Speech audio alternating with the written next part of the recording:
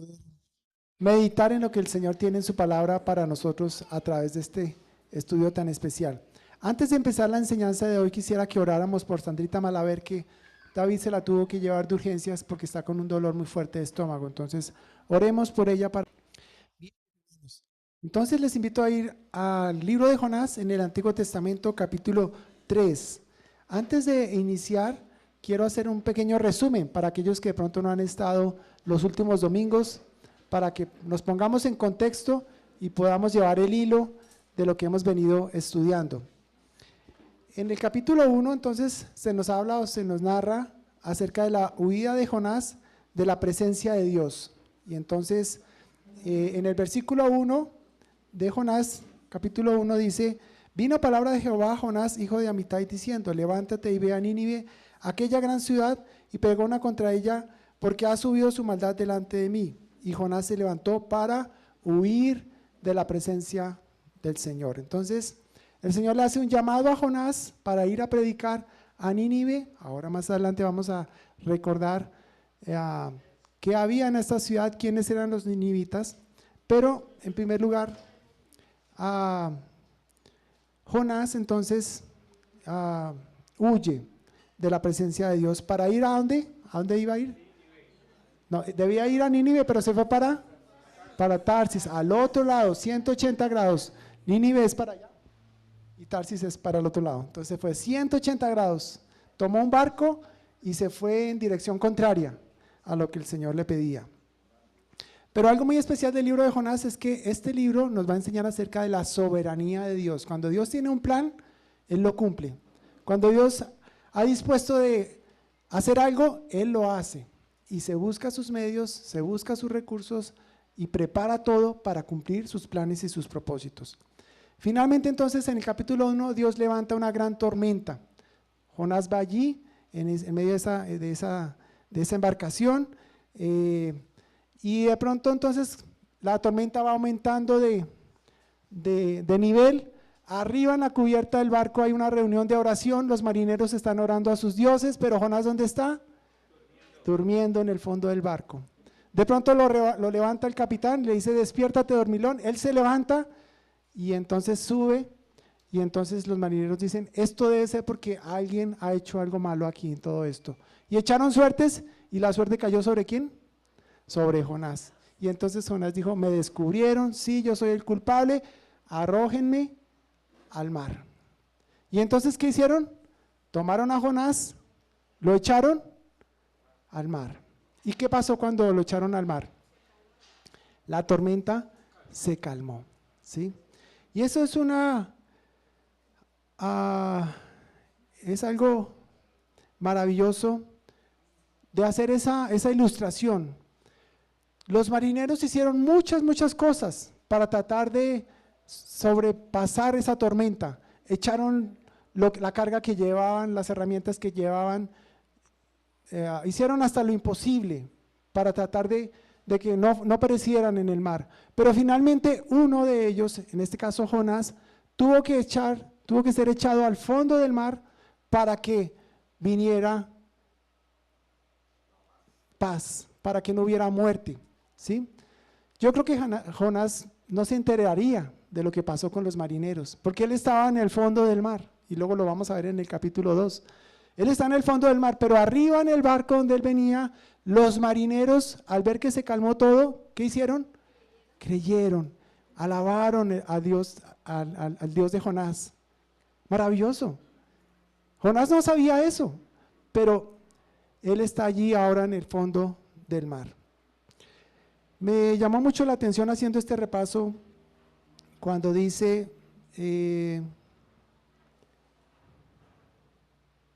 tomaron a Jonás en el verso 15 y lo echaron al mar, y el mar se aquietó de su furor. Y temieron aquellos hombres a Jehová con gran temor, y ofrecieron sacrificio a Jehová e hicieron voto. Un hombre, en este caso Jonás, fue echado a esa gran tormenta, en medio de esa gran tormenta, al fondo del mar, y vino paz. Un paralelo con el Señor Jesucristo es este.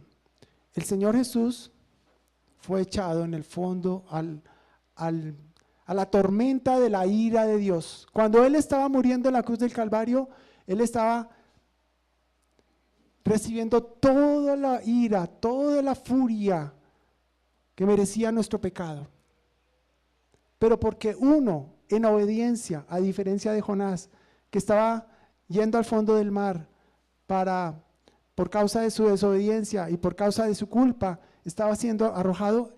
En el caso del Señor Jesucristo, Él obediente al Padre y Él sin pecado, fue arrojado a esa tormenta, a esa furia de la ira de Dios.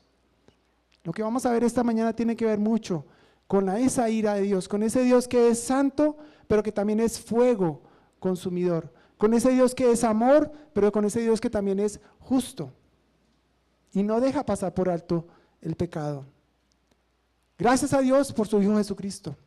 Gracias a Dios porque el Señor Jesucristo enfrentó, se puso delante, dijo al Padre: yo haré esa obra de sacrificio, yo daré mi vida para que otros puedan vivir. Y hoy nosotros somos el resultado de eso.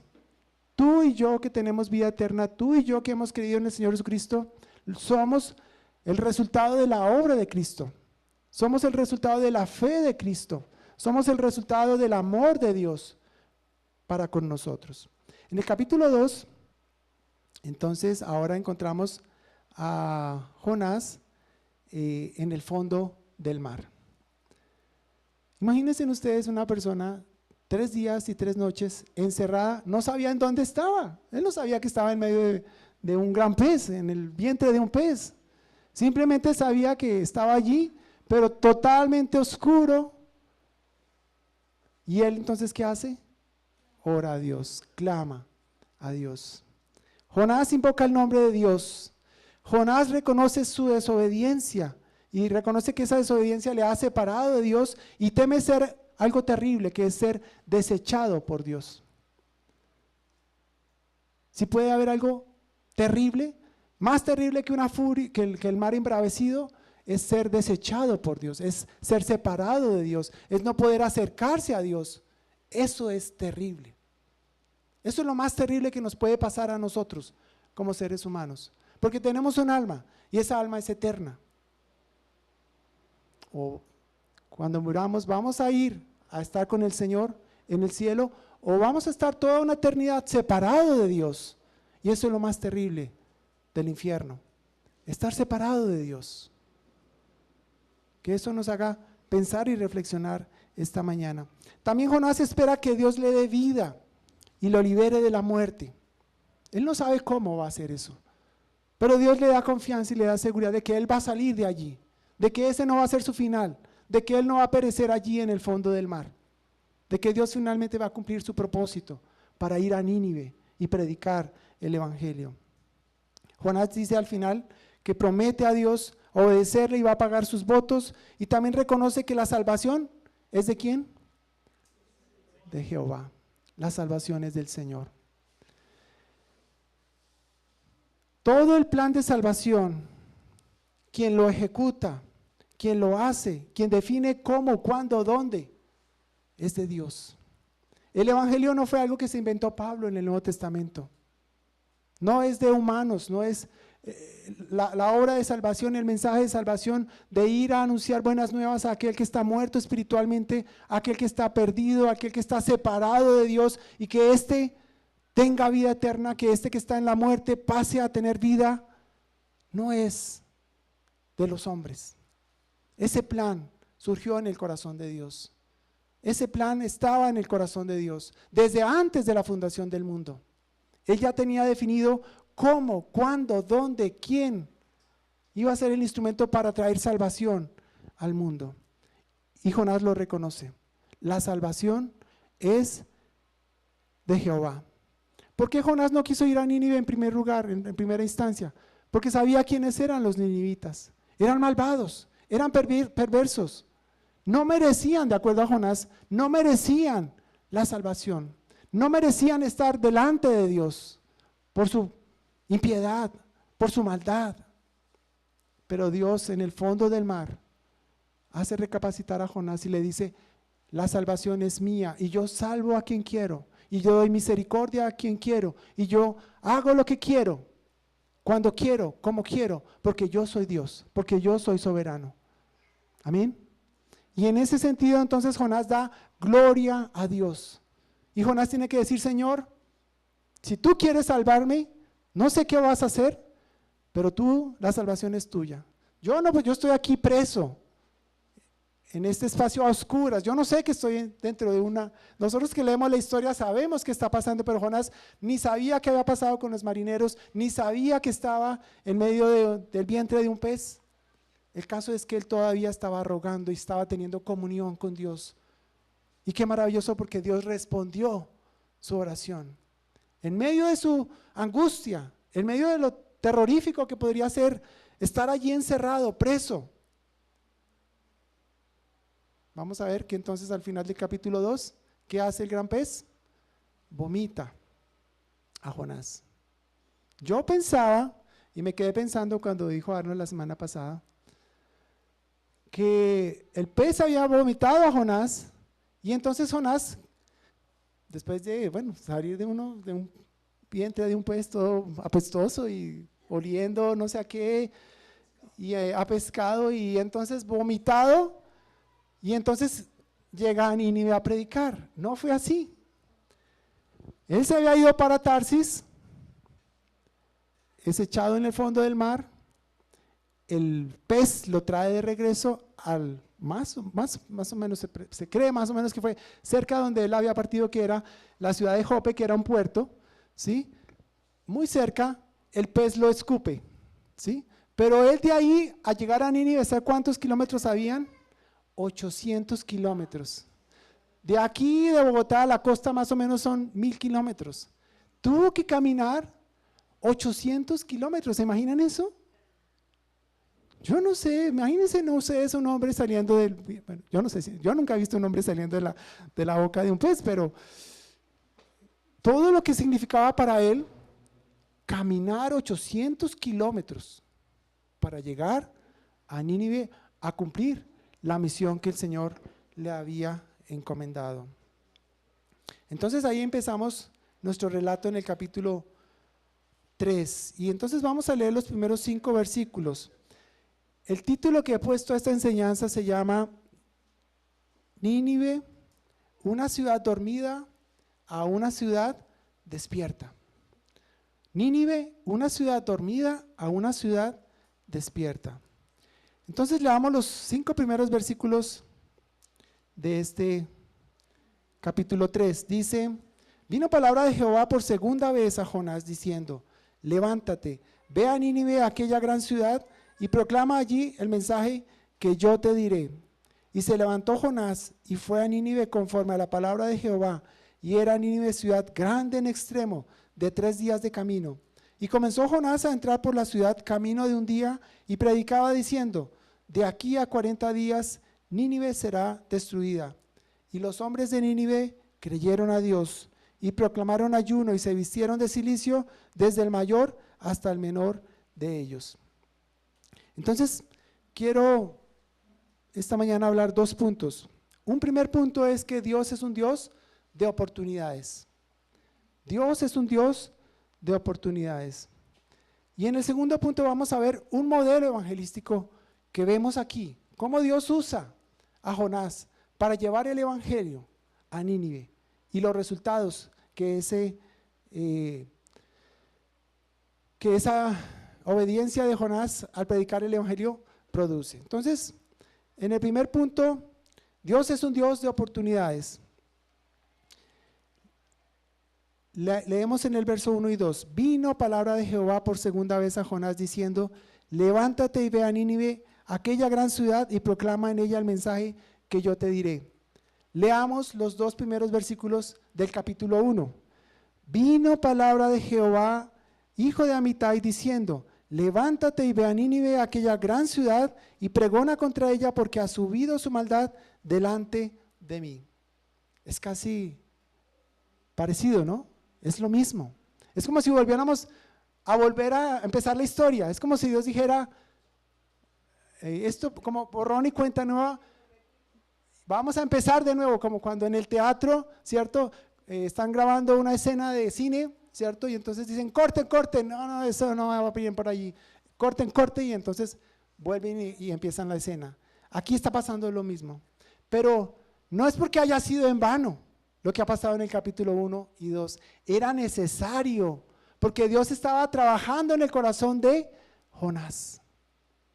¿Cómo es que un profeta de Dios, porque Jonás era un profeta de Dios, Dios le dice en el capítulo 1, ve a Nínive y predica el evangelio? Y él dice, no, no lo voy a hacer, no lo voy a hacer, no, no, no y no. Y me voy en sentido contrario.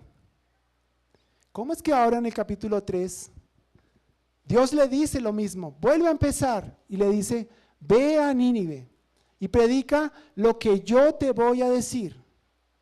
Y él dice, voy a ir, voy a obedecer. ¿No les parece curioso?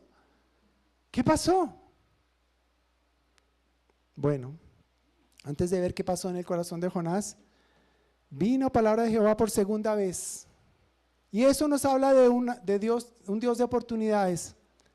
Y es maravilloso que Dios nos dé oportunidades. Es maravilloso que Dios a través de la vida de Moisés nos dé ese ejemplo, porque no lo desechó. En la Biblia, por ejemplo, tenemos la historia de el alfarero, ¿no? Que está haciendo su vasija de barro, pero de pronto se echa a perder, ¿y qué hace? La rompe allí y hace una vasija totalmente nueva. En este caso, Dios quería usar al mismo Jonás, aquel que le había desobedecido, aquel que le había dicho no, aquel que había huido de su presencia. Ahora Dios quería usar al mismo Jonás y le estaba dando una nueva oportunidad. Esta era la segunda oportunidad que iba a tener Jonás, pero iba a ser la primera oportunidad que iban a tener los ninivitas de escuchar el evangelio. Si Dios no hubiera rescatado a Jonás del fondo del mar, ¿quién habría ido? No sabemos. Seguramente Dios hubiera levantado a otro profeta, pero Dios quería usar a Jonás. Ahora un hombre renovado, un hombre transformado, un hombre que había tenido una experiencia con Dios. Y entonces le vuelve a encomendar la misión y empieza otra vez la historia. Muchas veces podemos sentirnos incapacitados de servir a Dios por los errores del pasado.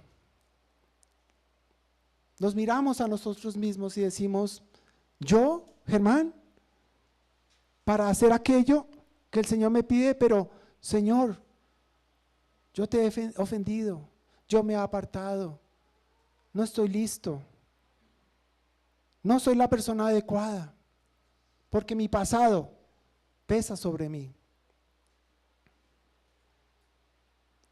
Dios puede restaurar lo que pasó y traernos de vuelta a su comunión para hacer su obra. Este Jonás no era el mismo Jonás que salió de Jope.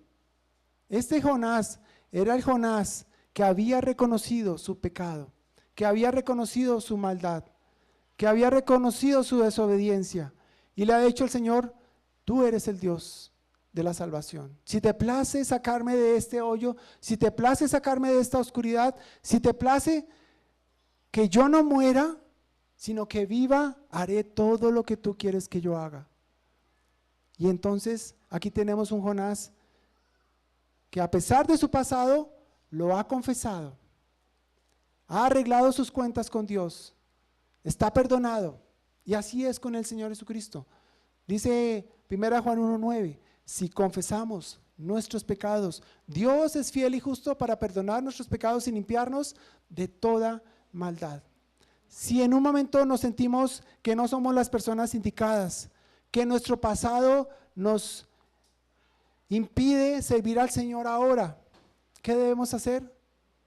Traer eso al Señor, confesar eso al Señor, arreglar las cuentas con Dios.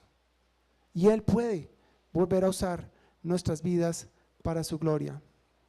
No se trata de nuestros méritos para servir a Dios, sino del poder de Dios para salvar. Este de nuevo era un Jonás, pero era un Jonás ahora que no iba a ir en sus propias fuerzas. Era un Jonás que iba a ir en las fuerzas y en el poder de Dios. 800 kilómetros tuvo que recorrer, caminando. No sé cuánto tiempo, meses 2, 3 meses caminando para ir a hacer la voluntad del Señor. Luego le dice también ahí en el verso 2 en el verso 1, y proclama en ella el mensaje que yo te diré. Proclama en ella el mensaje que yo te diré. En el capítulo 1 Dios le había dicho: aquella gran ciudad, pregona contra ella porque ha subido su maldad delante de mí. En este capítulo 3 el Señor aquí todavía no le ha dicho a Jonás qué tiene que decir, pero el Señor sí tenía una palabra. Jonás de nuevo era un profeta. ¿Qué hacían los profetas? Pregonar, hablar, predicar, anunciar lo que Dios les decía que hablaran. Predica, enseña lo que yo te diré. No era lo que Jonás quería enseñar, no era lo que Jonás quería predicar, era el mensaje de Dios para esa nación, para ese pueblo. Entonces, Dios es un Dios de oportunidades. Qué maravilloso ver en Jonás eso, que el Señor vuelve y empieza la historia con él. Pero es un hombre ahora nuevo, renovado, transformado. Y ahora vemos el punto B, el modelo de evangelismo. Y vamos al verso 3, dice Jonás 3:3.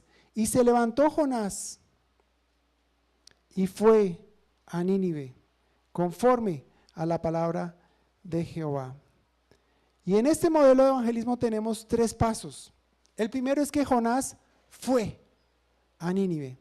¿Qué nos dice Mateo 28, 19 y 20? Por tanto, id y haced discípulos a todas las naciones. ¿Sí? Pero el primer paso es ir. Y Jonás fue. ¿A dónde? A donde Dios le había dicho que fuera, a Nínive.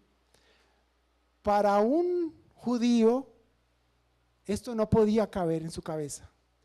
Esta es la única vez que encontramos en el Antiguo Testamento un judío enseñando o instruyendo o predicando el evangelio a una nación gentil. Eso no podía caber en la cabeza de un judío. ¿Por qué? Porque los judíos eran nación santa, pueblo apartado para Dios. Ellos se creían espiritualmente los especiales, superiores, de tener semejante relación con Dios, con el Dios que había creado los cielos y la tierra. Toda la magnificencia que tuvo David, por ejemplo, en su reinado. La gente venía después a ver, cuando su hijo Salomón construyó el templo, venían a ver la gloria, la majestad, la sabiduría de Salomón. Este era un pueblo que estaba puesto para, a través de lo que Dios estaba haciendo, de lo que Dios iba a hacer con Israel, para que el mundo supiera del gran amor, del poder de este Dios, el Dios de Abraham, de Jacob, de Isaac. Ellos creían que la salvación era solo para ellos. Pero cuando Dios le dice a Jonás, ve a Nínive, que eran sus enemigos, porque en este tiempo Nínive era la capital del imperio asirio, era la capital y era el imperio más poderoso que había, diría Jonás, pero ¿yo? ¿Ir a Nínive? ¿A hablarle a estos hombres y mujeres que no se merecen, que son gentiles, que son paganos, que son idólatras, que esclavizan? No puede ser. Pero ahora vemos a un Jonás obedeciendo al Señor. Y vamos a ver por qué lo hace.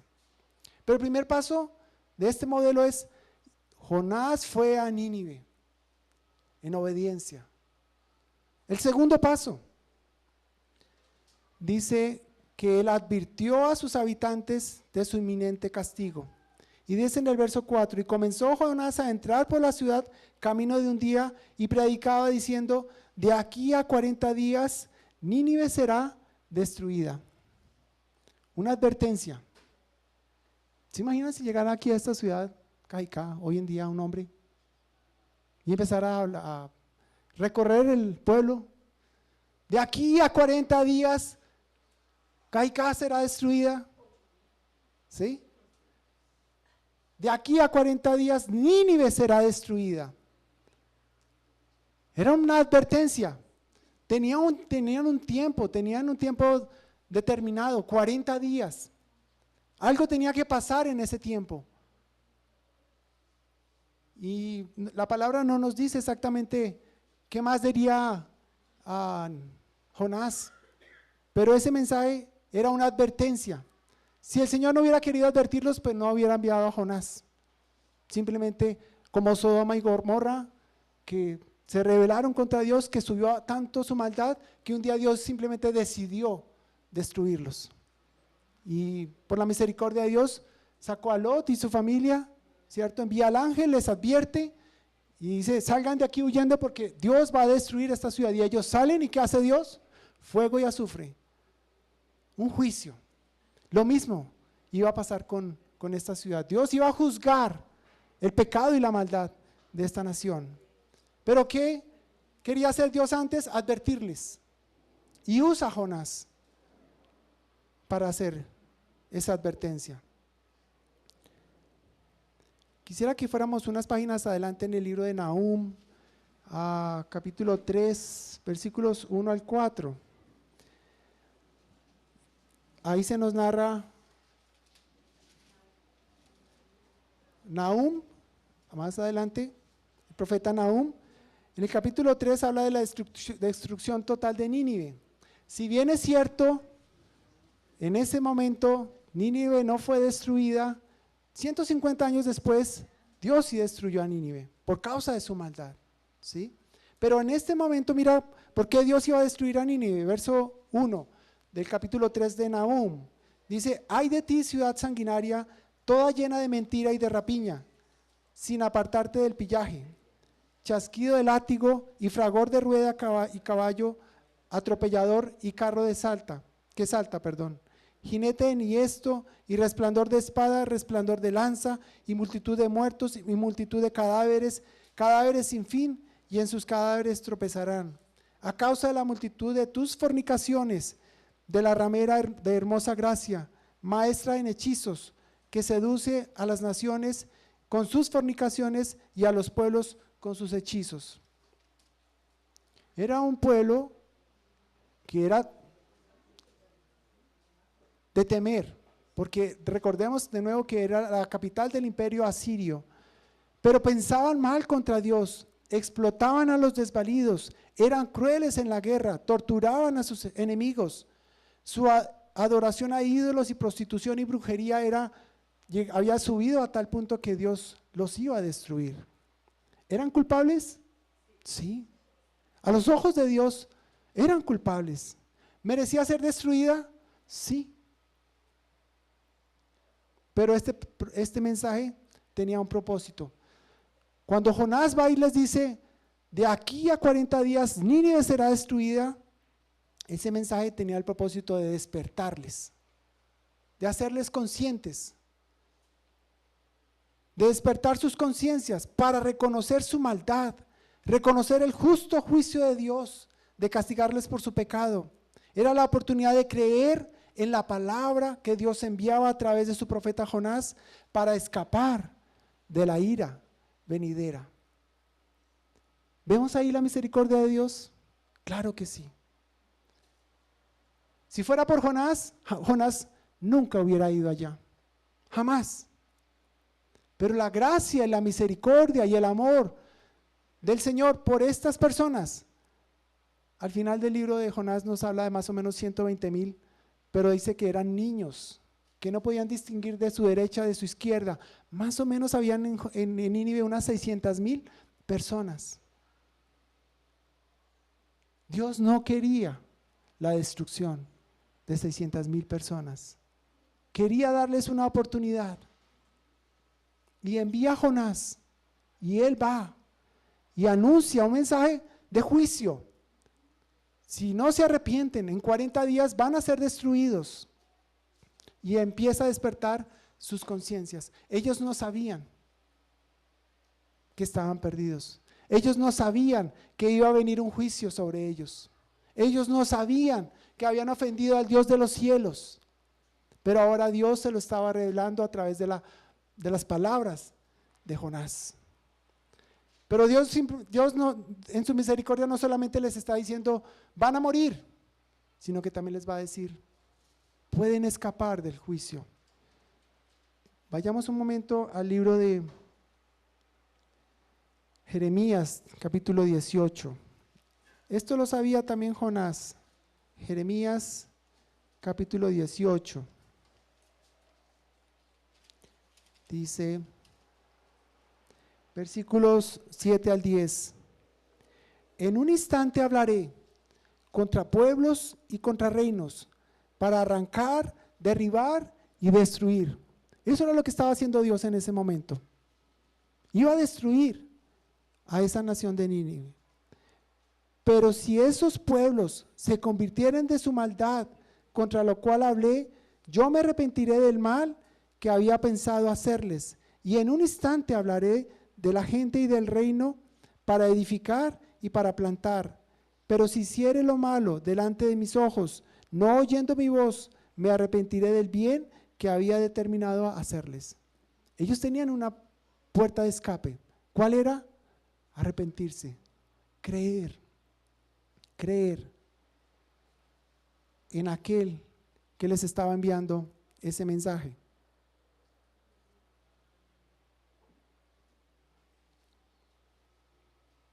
Y entonces, en ese modelo de evangelismo, lo primero es que Jonás fue a Nínive.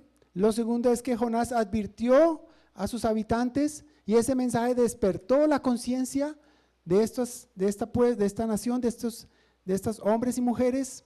Y el tercer paso es que Jonás proclamó este mensaje con pasión y urgencia. Él sabía que tenía solamente 40 días y dice que el primer día empezó a anunciar el evangelio. Nínive dice que era una ciudad muy grande. Más o menos se cree que tenía una muralla de 100 kilómetros de circunferencia, imagínense, 100 kilómetros de circunferencia. Y para recorrer toda la ciudad se necesitaban 3 días caminando. Era una ciudad supremamente grande.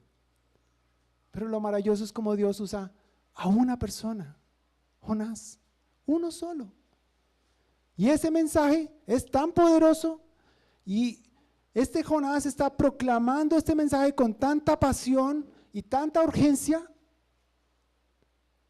¿De dónde viene esa pasión? ¿Y de dónde viene esa urgencia de Jonás? Jonás entendió que Dios amaba esta gran ciudad de Nínive, que tenía más de 600,000 personas, y quería que huyeran de la ira de Dios por causa de su maldad. Ahora en este capítulo 3, Jonás amaba lo que Dios amaba. Dios amaba a Nínive, no quería destruirla. Y ahora Jonás estaba amando a estos que eran sus enemigos. Jonás instó a sus habitantes a huir de la ira venidera a través del arrepentimiento, como lo leíamos ahora en Jeremías. Y ahora, ¿de dónde provenía esa pasión y esa urgencia? De la obra de Dios en el corazón de Jonás. Eso fue lo que pasó durante esos 3 días y esas 3 noches que Jonás estuvo en el vientre del pez. Jonás pudo ver en Nínive su propia condición anterior.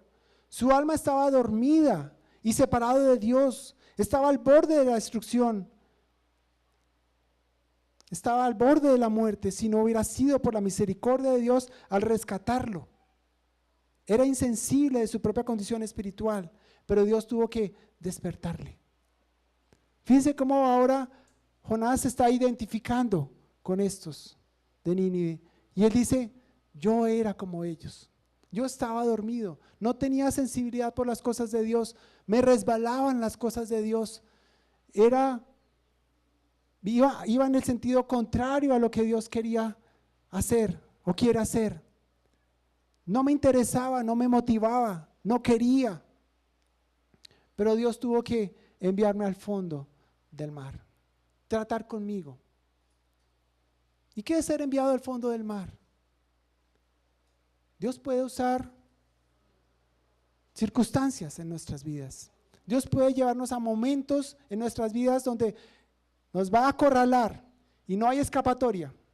Como cuando el pueblo de Israel salió de Egipto y huyen y de pronto entonces se encuentran delante del mar rojo. ¿Se acuerdan? Y llegan todos y está el mar y ahora, y Faraón detrás persiguiéndolos. Y se veía el humo y se veía toda la caballería y todo el ejército. Y Moisés decía, ¿ahora yo qué hago? Agua por acá. ¿Qué hacemos? Y el Señor dice, levanta tu vara, toca el agua, ¿y qué hace? Separa el mar y escapan de semejante situación. Hay momentos en nuestras vidas que Dios nos lleva a esos momentos de oscuridad, como en el caso de Jonás, de grandes tormentas en la vida, donde simplemente tenemos que decir, Señor, si tú existes, sácame de acá. Si tú eres real, sácame de acá. Si tú realmente vives, sálvame. Como Pedro cuando se estaba hundiendo. Señor, sálvame. Esa es la oración más corta en la Biblia, pero la más hermosa. Señor, sálvame cuando me estoy hundiendo, me estoy ahogando. No tengo esperanza. Si tú en tu misericordia, en tu amor, quieres levantarme, quieres darme nueva vida, quieres hacerme una nueva criatura, Señor, tú lo tienes que hacer, porque yo no puedo. Yo no puedo.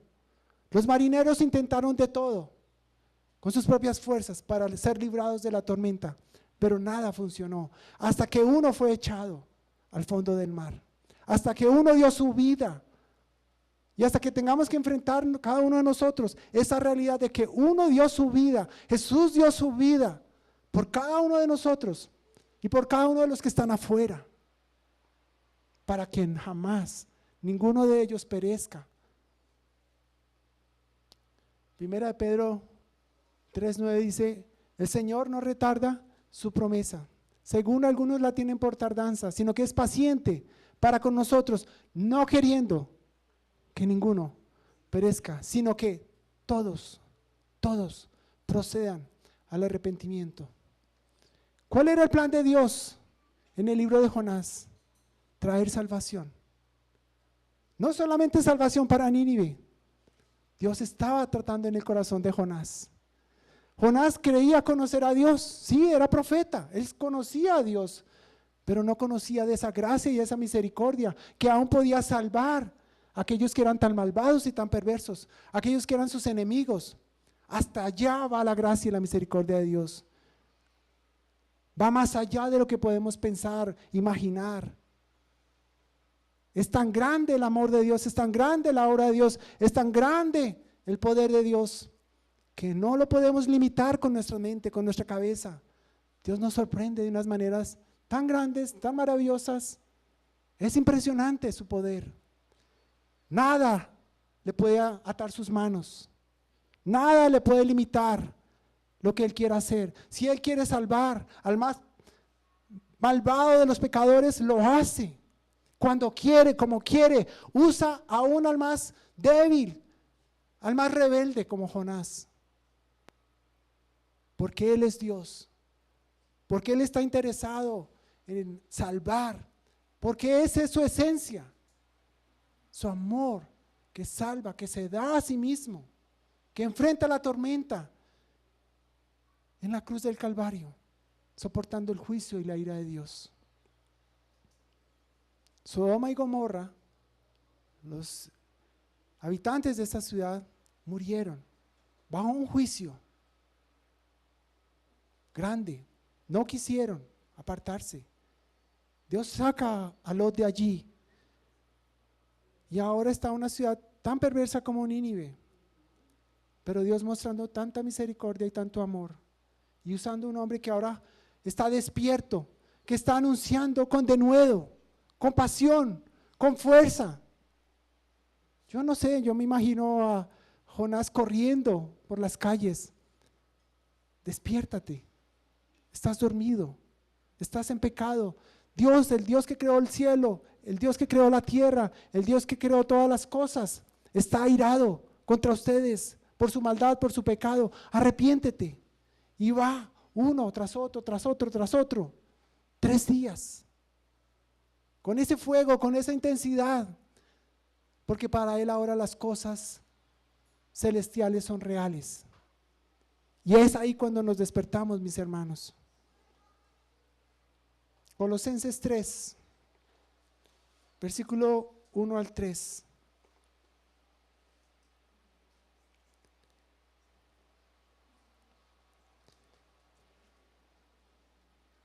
Colosenses 3,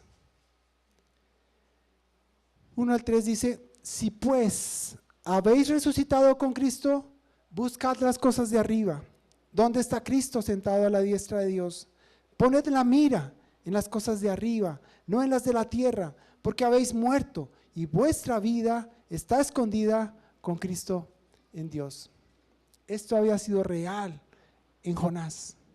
Si pues habéis resucitado, ¿había resucitado Jonás? Claro que sí. Dios le dio una segunda oportunidad. El pez lo vomitó. Había resucitado, él había podido morir allí. No sabemos si realmente murió, yo no lo sé. Algunos piensan que sí, realmente Jonás murió allí, pero Dios lo resucitó. Si pues habéis resucitado con Cristo, buscad las cosas de arriba. Ahora Jonás tenía sensibilidad de las cosas de Dios. Jonás tenía sensibilidad de Dios, de su palabra. Temía a Dios, temía su palabra. Tenía sensibilidad para saber que hay un cielo, que hay un infierno, que las almas de los hombres son eternas, que el plan y el propósito de Dios es que todos procedan al arrepentimiento, que todos tengan la oportunidad de conocer de ese gran amor, de esa gran misericordia, de ese gran perdón que hay en Cristo Jesús. Poned la mira en las cosas de arriba, no en las de la tierra, porque habéis muerto y vuestra vida está escondida con Cristo en Dios. Ahora estaba aquí Jonás lleno de pasión. Había un fuego, había un ardor, como los discípulos, aquel día que el Señor Jesús resucitó. Y el Señor Jesús iba caminando con ellos en el camino de Emaús. Y ellos no habían visto, no se habían dado cuenta que era el Señor Jesús. Pero cuando Él desaparece, dicen ellos, ¿no ardía nuestro corazón cuando nos hablaba, cuando nos mostraba las Escrituras? Mis hermanos, que el Señor despierte nuestras vidas, que el Señor despierte nuestros corazones, como lo hizo con los ninivitas, porque al final de la predicación de Jonás, en el verso 5 dice, y los hombres de Nínive, ¿qué pasó? Creyeron, se arrepintieron. Próxima semana vamos a ver cómo fue ese proceso, pero aquí ya nos da las buenas noticias de lo que pasó, nos deja ver el final de la historia. Los hombres de Nínive creyeron a Dios. Qué sorprendente como obra Dios, qué maravilloso como obra Dios. Los hombres de Nínive creyeron. Dios había preparado el corazón de los habitantes de Nínive para creer el mensaje del profeta Jonás. Ellos creyeron el testimonio de Jonás. ¿Recuerdan cuando Jesús estaba hablando con la mujer samaritana? Que la mujer samaritana, luego de que reconoce que Jesús es el Mesías, ella va a la ciudad corriendo y les habla a los samaritanos. ¿Y qué pasó con la predicación de esta mujer? Creyeron. Dios había preparado estos corazones. Era necesario el encuentro de Jesús con esta mujer samaritana, porque Dios iba a usarla a ella como instrumento para que estos samaritanos creyeran. Y tanto así es que el Señor se tuvo que quedar allí varios días, porque no querían que se fueran. No nos dice la Biblia aquí en Nínive, si los ninivitas dijeron a Jonás, quédate con nosotros, quédate a vivir aquí. Habría sido algo terrible para Jonás también de decir, yo aquí en esta casa, en esta ciudad pagana, lo mismo que le sucedió a Cornelio, ¿cierto? O a Pedro más bien entrando a casas de no judíos, de gentiles, yo pasar la puerta de un gentil, jamás. Y el Señor, ve, predícales, porque ellos van a escuchar y ellos van a creer lo que yo te voy a decir. Mis hermanos, Hemos estado orando para que el Señor despierte nuestros corazones. Hemos estado orando para que el Señor despierte no solamente nuestros corazones, sino los corazones de aquellos que están a nuestro alrededor. Familiares, vecinos, amigos. Que el Señor nos ayude. Porque si estamos dormidos, si no hay ese fuego, si no hay esa pasión, si no hay ese amor para compartir este mensaje, algo está pasando en nuestras vidas. Y la única manera de que se pueda encender ese fuego, se pueda encender esa pasión, es viniendo a los pies de Cristo. Es diciéndole: Señor, aquí está mi vida, tú la conoces, tú sabes todo de mí, no hay nada que se pueda ocultar delante de ti, tú lo sabes todo, yo me rindo. Límpiame, perdóname, me arrepiento de mi pecado, transfórmame y pon en mí ese amor para poder ir y compartir. Como dice, si hemos recibido de gracia, dad de gracias. ¿El Señor nos ha perdonado tanto o no? ¿Merecíamos el pecado, merecíamos la paga del pecado, que es la muerte? Sí, pero el Señor nos ha rescatado. Y con ese mismo amor, con esa misma pasión, con esa misma humildad, podamos ir y decirle a otro: estás dormido, hay un Dios en los cielos que es misericordioso, pero tu pecado te separa de Dios. Arrepiéntete, vuélvete a Él, y solo Dios en un momento, en un instante, puede transformar, puede cambiar, puede traer conciencia por medio de su Espíritu Santo, darle conciencia de pecado a un hombre, a una mujer, para decir: tienes razón, yo necesito de ese amor, yo necesito de ese perdón, yo necesito de esa gracia, y me rindo a Él. Señor, gracias por tu palabra. Gracias, Señor, por usar a Jonás, el profeta, este profeta, Señor, que un día te dijo no, fue en sentido contrario. No le cabía en su cabeza, Señor, que tú pudieras salvar a los gentiles, que tú pudieras tener misericordia del más vil de los pecadores. Pero ese eres tú, Señor. Ese es tu amor, Señor, que sobrepasa todo entendimiento. Señor, cuánto quisiéramos que despertaras nuestros corazones, Señor, para que arde ese fuego, esa pasión, ese amor, para que seamos, Señor, atraídos a las cosas celestiales, Señor, para que no las tengamos en vano, Señor, para que no las tengamos como cosas triviales, Señor, sino aquello que es lo más valioso, lo más importante en esta vida. Si hay algo real en este mundo, Señor, eres tú y tu palabra, Señor. Si hay algo cierto, eres tú y tu palabra, Señor. Si hay algo que se va a cumplir, es lo que tú has dicho en tu palabra, Señor, que tú vas a venir un día por tu iglesia, Señor. Pero también es cierto, Señor, que un día juzgarás con justo juicio, Señor, a este mundo. Y es un tiempo, Señor, de anunciar este justo juicio, Señor, para que tu misericordia todavía alcance a aquellos que no te conocen, a aquellos que están dormidos, a aquellos, Señor, que se han insensibilizado por causa del pecado, Señor, pero que tengan la oportunidad, Señor, de escuchar este glorioso mensaje, Señor, de salvación, de perdón, de amor, de libertad, que solamente está en ti, Señor.